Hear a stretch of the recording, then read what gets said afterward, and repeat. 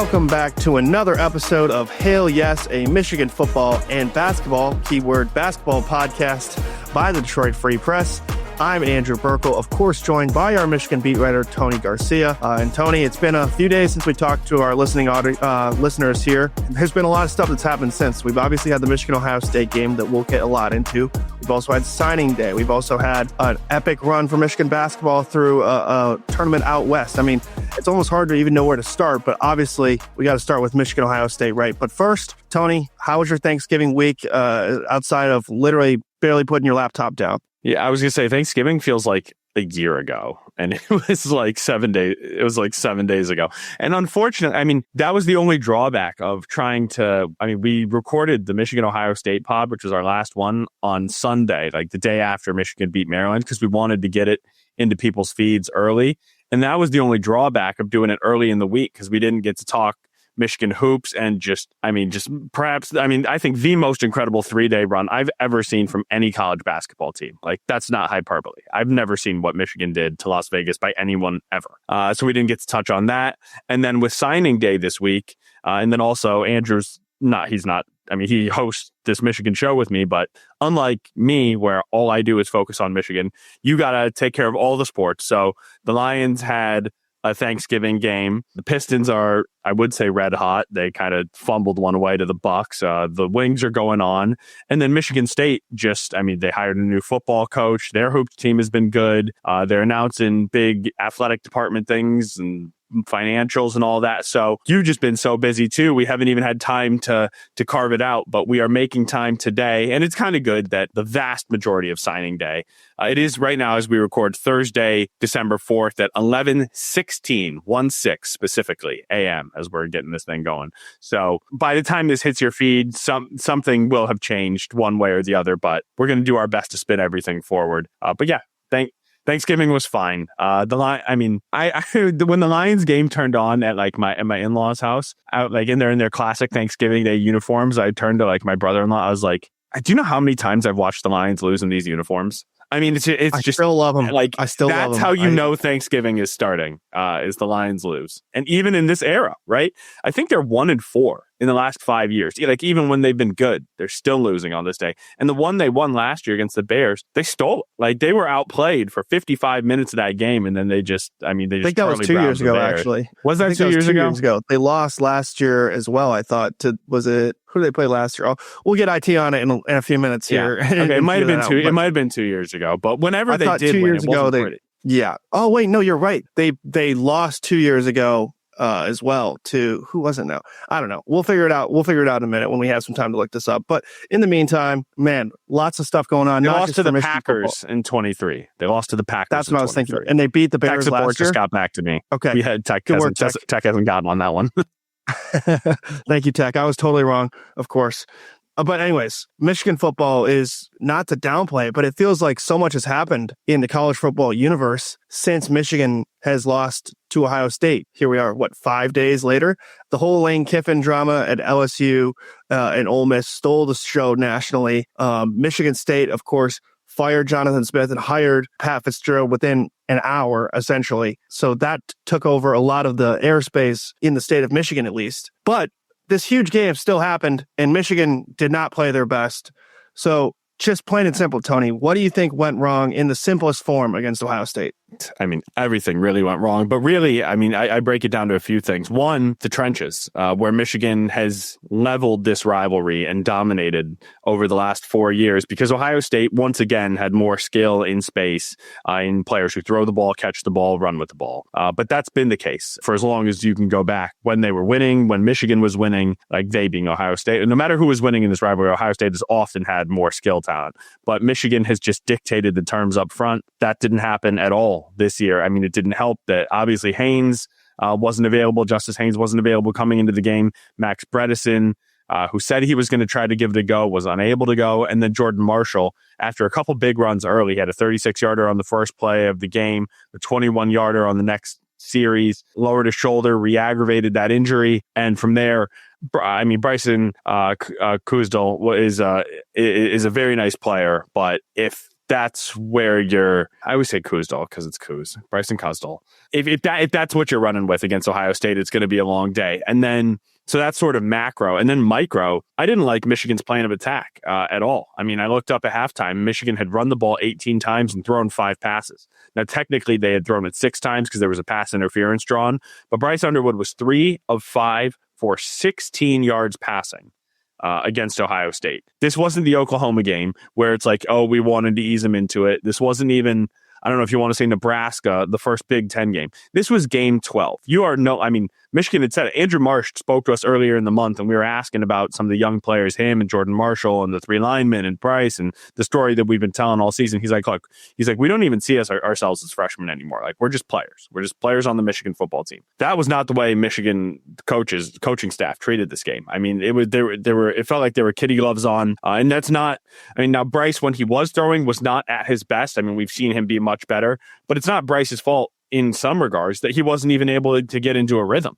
Michigan attempted 1 first down pass in the first half. If every first down is going to be a run, Ohio State is going to, I can tell you what's coming, right? And so if I can tell you what's coming, then smarter minds than me certainly know what's going on. And there's just a disaster. I mean, in some regards, the defense held up pretty well. They had a goal line stand that resulted in a field goal when Ohio State had a goal to go at the 2. They forced a punt early in the second half when it was still 17-9 and like it never felt like Michigan was going to come back, but technically scoreboard, there was still a chance. But if it's an 11-yard botch or like shanked punt is the word I'm looking for by Hudson Hollenbeck right after that, or the 50-yard bomb to Carnell Tate 2 plays later, things just switched. And then the nail in the coffin moment was the 20-play 81-yard drive that took up 11 minutes and 56 seconds. I don't even need to look it up. I know since I've been on the beat for 4 years, that is the longest drive that any team, not in terms of yards, but in terms of plays and time of possession, most notably. Michigan has never been gouged like that in the 4 years I've been here. And I've been following for a whole lot longer than that. I can't remember one like that, like in my cognizant life. And so, I mean, it was all encompassing. It was all encompassing. And that's how you have more yards in the first quarter than you do in the final 3. I think Michigan had like 75 yards in the final 3 quarters. They ran for -8 yards in the second half. It's just wasn't good enough in any regard. They were just outworked. Yeah, it kind of reminded me of some of the games in the series before Michigan really flipped the series on its head in 2021. You know, like I went back to look up these scores while you're talking, so I didn't pull the Thanksgiving Lions special like I did at the start of the show, but 62-39 and 56-27 and 28-2019, where it's just like, it felt like Michigan just didn't have the answers. And as we knowing enough about football, that usually comes down to the line of scrimmage, right? But also it felt more complete than that because, you know, that Jeremiah Smith touchdown, debatable fumble, which Michigan fans will probably bring up for a while. But I mean, that play kind of signifies it to me, right? Where Michigan or Ohio State had the confidence on 4th down. We're not just going for it. We're going for the end zone because Michigan ultimately, nobody in the country had an answer for Jeremiah Smith, but it just felt like at every single position, Ohio State had the confidence that they could win their individual battles. And that's kind of what Michigan has been built on the last few years. And so, yeah, it feels like a reset in a lot of ways, right? Like it still felt like this year was kind of a continuation of the Harbaugh era in a lot of ways from 2 years before that. But this feels kind of like a reset to me. Like Michigan's going to have to redefine themselves now, right? You would think so. I think that was a great point. The Jeremiah Smith play it was a great point for 2 reasons. One, as hard as that call would have been to overturn, like just so hard to wrap your mind around it, I do think by the letter of the law, I mean, maybe they didn't have the proper angle. It did look like a beat before he crossed that line. It shifted a little bit. By the time he had recovered it, his toe was out. So I get the beef. I don't think that would have changed the outcome, but it would have changed the tenor and like the, oh, here we go again moment. But that is what that one and was the perfect example to me of coaching, right? I mean, the route that Jeremiah Smith ran is called a sluggo, which is a slant and go. And on 4th and 5, you figure that you're going to run a quick hitter, right? A slant, an out, a hitch, a drag, something right to get to the line and flash your numbers, or, I mean, maybe run right across the line of scrimmage and see if you can turn the corner. But Ohio State just being one step ahead, you run a slant, little pump fake, and Smith was not only did he burn Zeke Berry on the play, he was held by him too, and he still got 2-3 steps past him for what should have been a walk-in touchdown if he hadn't just sort of fumbled it. So that was just like a chestnut checkers move. And then another one that really early on, when I was like, wow, Ohio State coaches must know something we don't. Michigan got called for holding on 2nd and 5. I don't know in my life, in a first half of a game, not like, say there's 2 minutes left in a game and you can't like waste the clock and you gotta get the ball back as soon as possible. I don't know that I've ever seen a team decline that penalty and say, no, just 3rd and medium, just take it. Like, we just want this ball back. And that's what they did. And so that was really a very telling moment to me early on. But after my long diatribe, to answer your question, I think Michigan does need to sort of look itself in the mirror. And I mean, we've been saying this for a few years now. If Sherrone Moore is just going to try to emulate what Jim Harbaugh has done, it's not going to work. Because Jim Harbaugh is the best at doing what Jim Harbaugh does. It sort of flies in the face of conventional wisdom, not in the terms of old-fashioned football, but it's not the way it's played as often, right? Like, we're going to run you to death. We're going to win not just the line of scrimmage, but the hidden yardage on special teams, right? There you go. The hidden yardage on special teams. That's where Michigan made its money. And nobody ever thought about it, talked about it for years. It was just taken for granted. And now, earlier this week, J.B. Brown was fired as special teams coach, which there was no other option. Michigan's special teams was horrendous. They had one kick return all year longer than 30 yards. They did not have a single punt return of 15 yards. That is damn near impossible to do, to not even just stumble your way into one moderately explosive play to flip the field. Michigan's punt, their net punt average of 39 yards was mid-70s out of 130 some teams, so bottom half of the pack, right around the middle. Zavada lost his swagger, his confidence. It's hard to know what element of the battery, if it was just mental for him, if there's something going on with the battery. I mean, Greg Tarr has been a great long snapper, and he was all Big Ten honorable mention. But if you're breaking down the battery of a special teams, you know something's gone wrong. And so it's just, and it looks like, I mean, maybe we'll get into it a little more as we talk recruiting here in a few minutes, but Michigan does want to be more explosive through the air. It's why they brought in Chip Lindsey. It's why they're landing some of these bigger body receivers. It didn't pan out this year. And maybe now's the time to talk about that too. But just because Michigan wants to run the football does not mean they don't want to have more of a passing element. Jim Harbaugh was legitimately fine with not having a passing element. Michigan now, like, you can't be. You have to understand that you cannot be. I mean, 9 passing touchdowns in 12 games. Those are Iowa football numbers.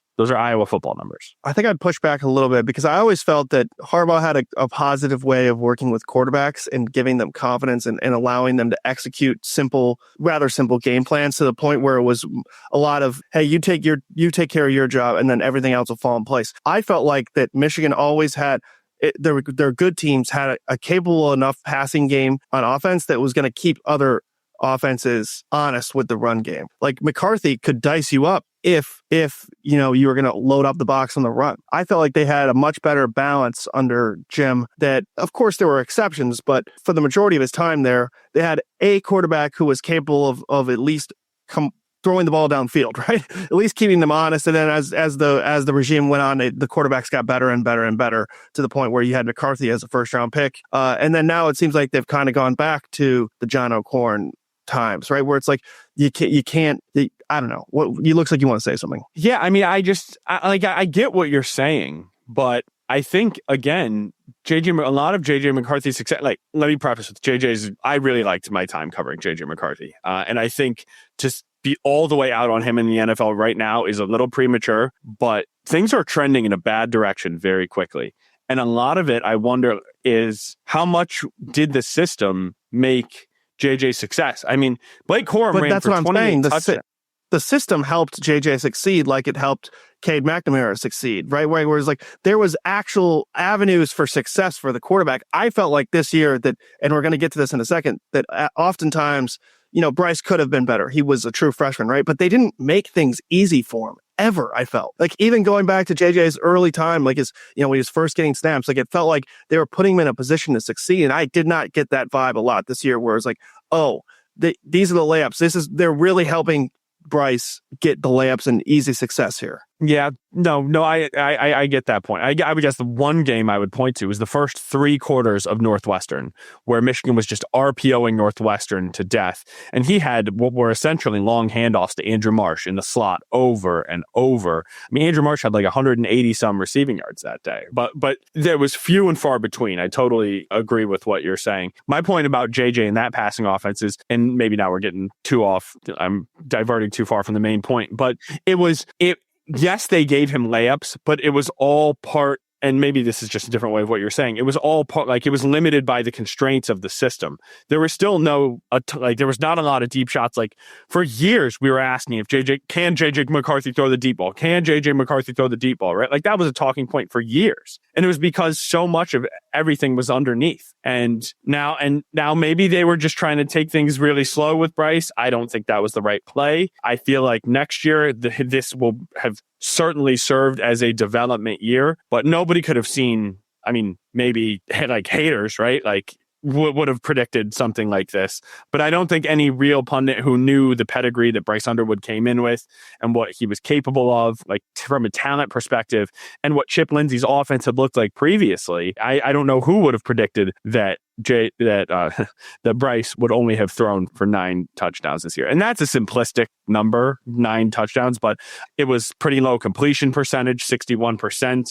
It was I don't want to put the cart before the horse, but there were a lot of things that were concerning about just how this year unfolded. No, it's a perfect transition. And you said that Michigan, you mentioned signing day, wanted to get more explosive. Obviously, Andrew Marsh, you figure is going to be a huge part of next year's team.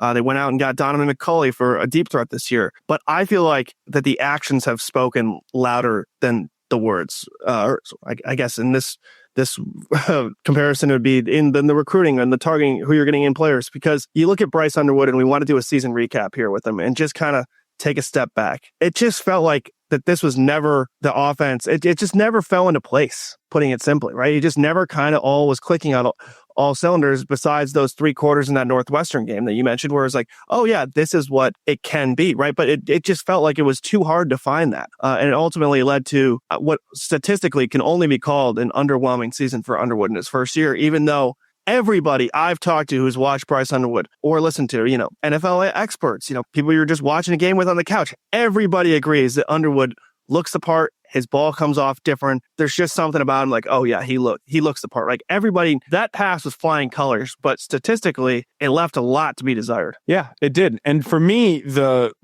truly befuddling portion of it, like the part that really rubs me the wrong way, and this is not just a Bryce thing, this is a staff thing, this is a development thing. I did not see progress from the first half of the year to the second half of the year, any way you sliced it. So in Bryce's first 6 games, 1, 2, 3, 4, 5, 6, let's go to his first 7 games. In his first 7 games, Bryce Underwood had threw for 7 touchdowns and 2 picks. He was protecting the ball. In his last 5 games, he had 2 touchdowns and 4 picks. So I mean, it's not like he was learning how to. And some of those back half teams, it's not like he was playing a who's who on defense. I mean, these interceptions came against, one against Purdue, 2 against Northwestern, 1 against Ohio State. He should have had one against Maryland. He had the fumble against Northwestern and Purdue too, right? So those were costly. Yep. A fumble, right? A fumble in the red zone against Purdue, a fumble on the plus side of the 50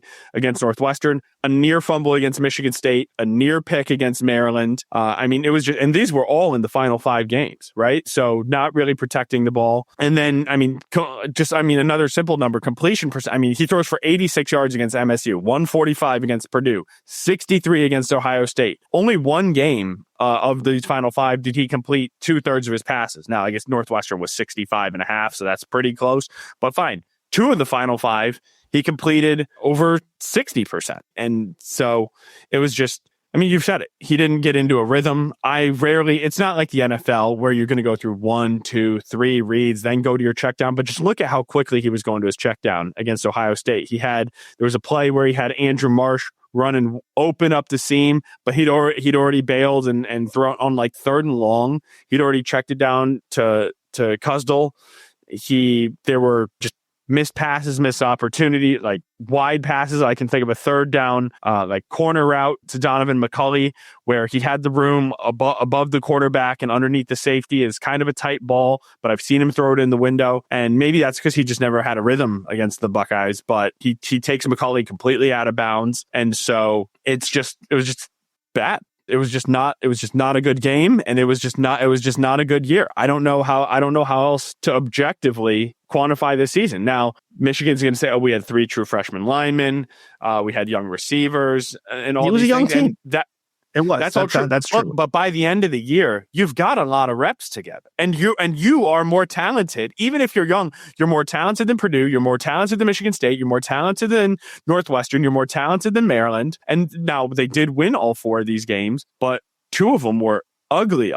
And even if you go back to the game before Washington, when he had a pretty good game, I think I gave him like an A- for that game. A lot of it was saved late, and the defense set up the offense. It was 7-7 with 2 minutes left in the third quarter when Cole Sullivan jumped a check down in the flat and returned the ball to Washington's 13-yard line. The next play, Jordan Marshall hammers one in. 3 plays later, Washington throws another pick. And so their defense is on the field back-to-back possessions, just like that. And that allowed Michigan's offense to just sort of lean on them. But I mean, that's if you're picking out one specific quarter from the back half of a season, or like, hey, 3 quarters here against Northwestern, it was just tough. Hopefully some of these, I mean, they're going to have to hit the portal. They're going to need reinforcements in the wide receiving core. And they will. No doubt. They will.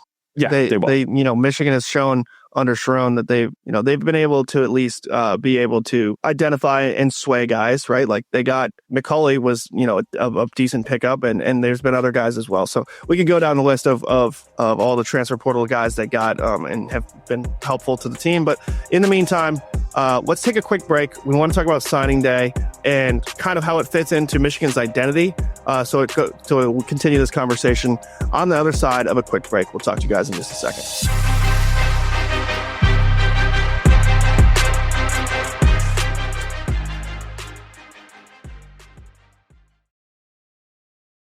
All right, Tony, welcome back. I was reading, as I was editing, I should say, Carlos Monterez, our friend's column yesterday, and he was talking about Semi-Pro, the Will Ferrell basketball movie, and Dewey the Bear when he escapes. But it reminded me of another Semi-Pro reference, and that's the puke play. Do you remember that part where they keep running the same play over and over and over again so that when it comes down to the final moment, they know what to do? I felt like Michigan didn't really have their puke play by the end of the year on offense. Like, what was their identity? What was their play that they knew they could rely on in the passing game, right? What has this signing day class showed you about where Michigan's identity is, where it wants to go, and is there any signs that, hey, this might be more of an open passing attack through what you saw with the number 11 ranked class in the country?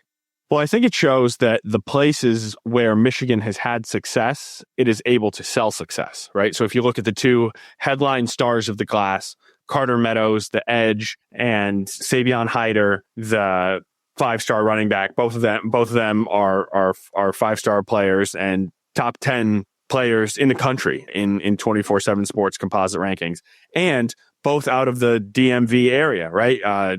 Meadows went to Gonzaga, and Hyder went to Louisa County, which is in like Mineral, Virginia. Not quite DMV, but that section of the country. I mean, they say, hey, take a look at Blake Corum. Take a look at, even though he fell off a little bit, Donovan Edwards. I mean, Kalel Mullings has had success here. Before him, it was Hassan Haskins. Now it's Justice Haynes. Now it's Jordan Marshall. I mean, we got running backs on a turnstile. A lot of them are going to the league. And respectfully to all of them, if you're talking to Hyder, none of them were as highly regarded as you are right now, or frankly, as quite as talented. So if we are able to put up 1,000-yard seasons and 10 touchdowns with pretty much all of them, what do you think we're going to do with you? Right. And then Meadows, it's just hey, do you want to be Aiden Hutchinson? You want to be Kwity Paye? You want to be David Ajabo? You want to be Mike Morris? You want to be Jalen Harrell, Braden McGregor, Derek Moore, Josiah Stewart? I mean, on and on and on and on. Right. And so Michigan knows where its bread is buttered. And it's no surprise that it was able to land the best position player at each position in the country. Which is going to be the back. I guess Carter Meadows might be the number 2 rated edge. in the nation, and you'll be amazed. So Zion Alei, who's the number one edge, and he's from St. Francis, which is a place which is Biff Poggi's old stomping grounds, and somewhere Michigan has had a field day. He's going to Maryland, right? So I guess that's just an aside about what NIL can do, and what some of these DMV kids, when they want to stay home. But Michigan has sort of been adopted as a second home for a number of people from that area. So that's one. But number two, I look at the sort of the wide receiver group, and it's still coming together, right? Again, Thursday morning right now. So Travis Johnson has signed just outside the top 100, but that's a really good get for Michigan. He fits this new mold of like these longer, bigger body receivers. I think he's 6'3", 185. Guess where he's from? Chesapeake, Virginia. Like you're gonna notice a theme here a little bit.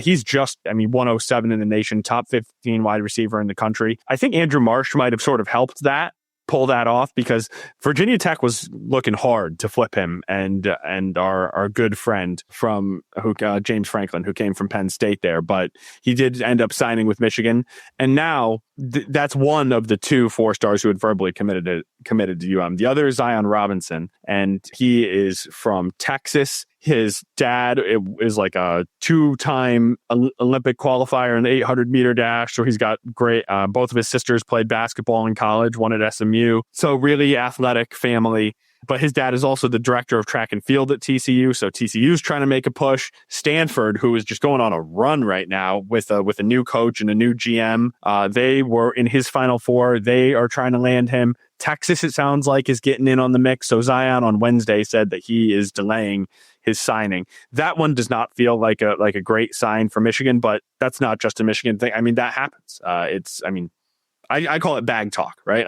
It's just bag talk at this point. Everybody has been able to sell whatever, and the only thing that would be, I guess not the only thing, but pretty much what changes things at this time is contracts and NIL and your, like, where you fall in the pecking order at which school. But it does sound like Michigan, and maybe I'm putting the cart before the horse here a little bit, but I have a feeling by the time this hits people's feeds that Brady Marchese, the wide receiver commit, and who had pledged to Georgia, Michigan and Georgia were his top two for a long time. It's been, people kind of forgot about him because it was last spring where he ultimately ended up saying he was going to play for the Bulldogs. There's a lot of smoke around him, around the program and insiders, that he is actually going to sign with Michigan, quite possibly today, Thursday. So I would bet that does happen. And if it does, that would give Michigan a pair of top 200 wide receivers. And so that's why I say it does seem like Sherrone Moore is realizing they're not just going, like, maybe they're able to get the top flight guys who are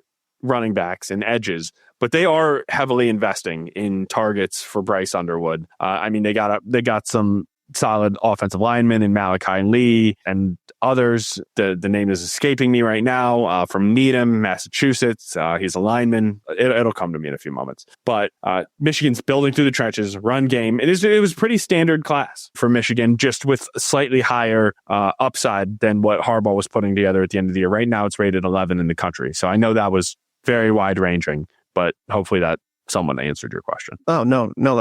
That's a good soliloquy of kind of where they're at. Tell me about the quarterbacks. People always wonder about the quarterbacks. Obviously, Michigan made news with Tommy Carr from Saline. His brother plays for Notre Dame. He flipped at the last minute from Miami, Ohio to Michigan.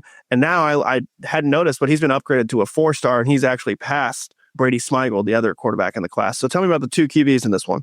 So Smigel, it was on pace to be one of the most decorated quarterbacks in California high school football history. He actually tore his ACL in October. And so, he was sidelined for the majority of his senior season. And I think that, just not putting anything on tape, you can't rise, right? If you're hurt, it's just sort of the nature of the beast. I do think Michigan sees him as the option A of this class. But it was about time that Michigan landed a Carr.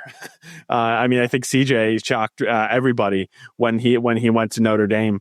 But Tommy had a great season for Saline. He threw for almost 2,500 yards. He had 31 touchdowns, 3 picks. They went 10-2. They were 8-1 in the regular season. They fell to, powerhouse Cass Tech in either the district final or the regional semi. It's escaping me. I think it was the regional semi, which one they lost in 10-2 and 8-1. So yes, they would have won 2 games. They would have won the district regional semi. But he's not like a big frame guy, but he's got good size. I think he's somewhere around like 6'3". I mean, he's now 6'3.5". So I thought he was more like 6'2". So maybe he's grown a little bit this year. 6'3.5", 195. That's not a small quarterback. More nimble than he's given credit for. Like, he can extend a play. He's not someone who feels like Bryce, like true dual threat guy, but few players are come in with the billing of Bryce Underwood. But no, I mean, that's after years of where Michigan put their eggs in one basket or some where the position was completely neglected. I think Michigan feels pretty good about adding a couple of quarterbacks like this to the fold. And then you have Bryce from this past year.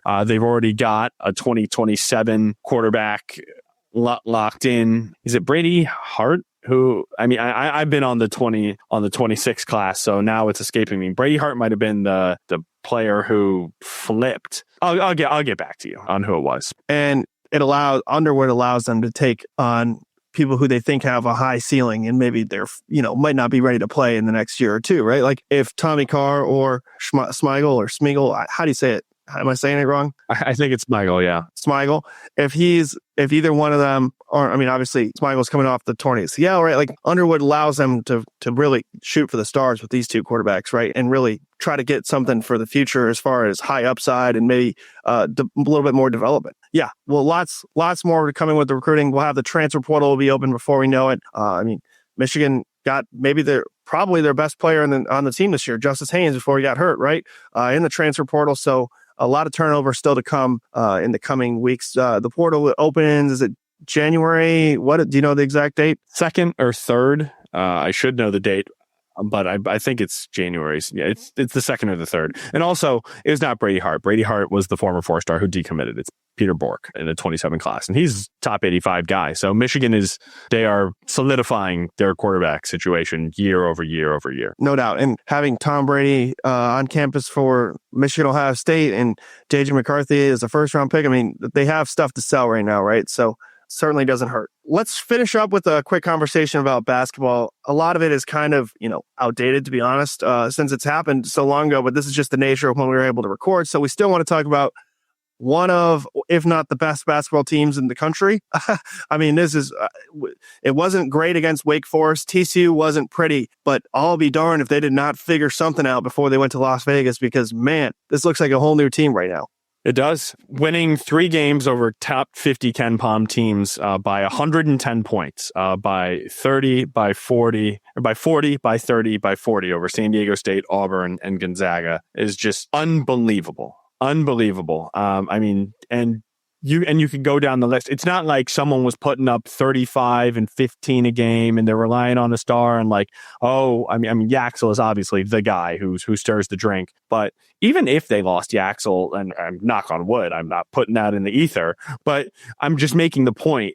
This team is incredibly deep. And that's what Dusty May was talking about actually this offseason. He's like, look, we felt like we could go afford to be really patient with our recruitment with Yaxel because we really liked our roster without him. Now he takes us to the next level, but we still feel really good about things even without him. I mean, Morris Johnson Jr. is finding his role. Adai Mara, I always say Adai Mara is just unbelievable underneath the rim. Yeah, I mean, he turns away everything at the rim. Michigan is the number 1 Ken Pom defense. They're top 5 in both 2-point field goals, or top 6 in 2-point field goal on offense and 2-point percentage defense. They weren't turning the ball over a lot, and they just have so much size and length. And I'm going to write about this later today for Friday. We've got a press conference coming up with Justin Joyner and a few select players that are TBD. But don't forget about this guard play.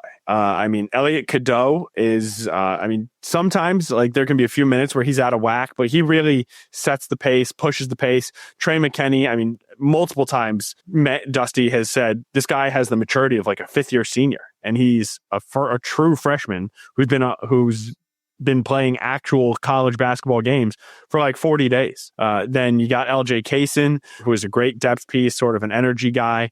And if you see these guys as twos or threes, sort of the wing, Namari, Roddy, just guys who know their role. Roddy feels really in control when he's slashing to the basket this year. Last year, it felt like a turnover waiting to happen. Now he feels like just reborn, really. Namari is shooting the lights out as he does, spacing the floor, just on and on and on. I mean, you can go up and down this roster and find good things to say about everybody. And that's why Michigan is number 2 in the coaches poll, their highest ranking since they made the title game in 2018. They're number 3 in the AP. But everyone else, Ken Pom, Bart Torvik, Evan Maya, net rankings, all these other sites have Michigan as the top team in the country. And it's been really fun. I was very high on this team coming into the season. We did like a best case scenario, worst case scenario thing. And my best case scenario was winning the national championship. I see no reason why that can't happen. My official, like what do you actually think happens? I think I had them like losing in the Final Four to Duke or something, which is a tremendous year. I wouldn't pick that today. If Michigan was playing Duke today, I would just expect Michigan to win. I mean, it's not a guarantee, but I would like their chance. There's no team that you don't like their chances against. Now, I mean, I still might think that like at Purdue, I still think Michigan's going to lose at Purdue because that's a spot. It's very hard to play. It's going to be one of the biggest games in the country all season long. In East Lansing will be another very tough game. But I mean, now you're looking at a 32-game schedule and Duke on a neutral court when they do see each other in the regular season. Short of those 3, it would not, any other game they lost would be a genuine upset at this point. Like a true, like, wow, I didn't think they were going to lose that game. Those are the 3. It's like, well, I understand it. At least as we stand here on December 4th. Tremendous. You can't say enough good things. It's like actually unbelievable how good they are. Yeah, it couldn't have been a better start. I would push back that there may be some other opportunities for them to be underdogs. You know, you never know who might charge up the rankings. Where did they play Illinois at home? Or is it, oh, no, they play at Illinois. That could be a tough game towards the end of the year. But the point being is there won't be many games that will be an underdog in, right? Maybe 4 or 5. Doesn't mean they won't lose a game as a favorite, right? But they should be a pretty sizable favorite. Ken Pom has their projected record at 27-4. They have their Big Ten record at 17-3. And even though that says that they have like a predicted result for all of these games, the only predicted loss on the schedule right now is Purdue. Now, they do factor in that some of these are well within the margin of error, so that's how you get to 4 losses. But right now, it says Purdue 78-76. Everything else, the next closest game, they got Michigan winning at Michigan State 73-71. They've got them winning at Illinois 80-76, at Iowa 75-68, and home Michigan State 76-68. Those are the only games that I can find. And okay, at Ohio State 81-73. Those are the only games they got even inside single digits. They got them beaten. I mean everybody. They got Rutgers. What do you think Rutgers projected or Michigan's projected score against Rutgers is in a Big Ten opener? 70, or I'll go 80-68. 85-60. Oh my. 25 points is what they think. And now the Big Ten is loaded this year. I mean, I think we got it in our pre-show notes. 13 Big Ten teams are in the Ken Pom top 60. 16 are in the top 100. Rutgers is 127. So Rutgers is very likely the worst team in the Big Ten, and it's a home game. They haven't played in 8 days or 10 days at that point. So, I mean, there's a lot of reasons, but it is rare where you see any Big Ten team like projected to win by 25 points. I would guess the line in Vegas, I haven't seen it yet, actually. I would guess it's probably closer to like 17 or something, but that's still massive. USC, 14 points. Penn State, 16 points. Wisconsin, 14. Washington, 12. Oregon, 15. Those Washington and Oregon games are on the road, and Ken Pom thinks they win them by double digits. I mean, it's just, this team is a wagon. Michigan and Michigan State got lucky this year to be playing their West Coast games against Washington and Oregon. It's a little tougher than like last year. You watched Michigan State go out and lose both games to USC and UCLA, right? Like, it's the Big Ten. Something weird will happen. this Iowa team, Michigan State just punished them, but they play a really unique, slow style, right? Like there's going to be different tests throughout the season where it's tough not to get tripped up, even if you have an amazing season, right? So it's going to happen, but Michigan is certainly, if not the top favorite, one of the two top favorites for the conference right now. They are. I mean, I think that it's Purdue and it's Michigan, and I think Michigan State. Maybe it's just preseason bias to say Michigan State is just a notch below, because so far, I mean, they're, I think 8-0. They got four impressive wins, right? I mean, Purdue actually might have lost one game, or maybe no, they're undefeated too. Okay, maybe that was they lost in exhibition is what it was. They what beat it was. Alabama, yeah. and they beat Texas Tech 86-56, which is why so I think that's why they're still ranked number one. And they beat Memphis as well. I mean, Memphis isn't great, but no, I mean, they have the top offense in the country in KenPom adjusted efficiency. And I was thinking that was bad on me, thinking about their exhibition loss that they had. But no, I mean, you could say three of the top 5, 6, 8 teams in the country are in the Big Ten right now. I think I don't know who would push back against that. And Michigan looks as impressive as any of them. I mean, Purdue and Arizona have resumes to match, but that is it. The shortest of short lists. And now comes a little stretch here, right? I mean, Rutgers should be easy, but that begins 3 games in 8 days. Then they got Villanova at home. Villanova this isn't your older brothers, Villanova, right? They're 40th in KenPom. They're 6-1. They lost to BYU in the opener. They haven't lost since that, but going to Michigan, that is a tough task. And they're expected to just be like decent this year. I think KenPom's got them, it says 20-11 here. But top 40 offense, top 60 defense. Now, here's where Michigan will be tested, or I think really what I think is this is just how Villanova is going to have no shot. They're number 1 in the nation in offensive rebounding percentage. They get 45.8% of their misses. I'm going to go out on a limb and say they're not going to offensive rebound 45% of their misses against Michigan. That's just me. And then Michigan plays Maryland on the road, who is also, per KenPom, one of the bottom 3 Big Ten teams, at least in how they're playing right now. I think they're like just inside the top 100. So it feels like in 10 days from now, Michigan's going to be 10-0. They won't be any lower than 3rd in the country in any poll. And it's hard to see. I mean, let's do I'm sure you're probably ready to wrap this here, but just fun exercise. Let's go through where Michigan's first loss comes. Tell me if you actually think they lose this game. Rutgers, Villanova, Maryland.